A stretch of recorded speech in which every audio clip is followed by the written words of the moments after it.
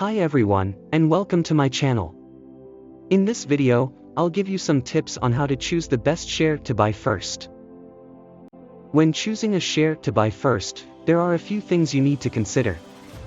First, you need to think about the company's financial performance.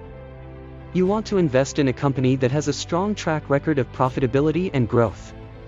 You can look at the company's financial statements to get an idea of its financial performance.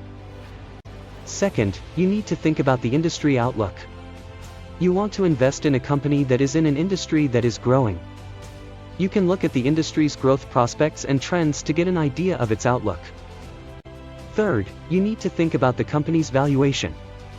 You want to make sure that you are not overpaying for the company's shares. You can look at the company's PE ratio and other valuation metrics to get an idea of its valuation. Finally, you need to think about your own risk tolerance. How much risk are you comfortable taking on? If you are a beginner investor, you may want to start with a lower risk investment. Here are some of the best shares to buy in India right now. 1. Reliance Industries. 2. Tata Consultancy Services.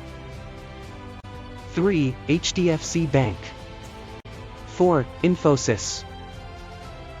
5. Hindustan Unilever. 6. ITC.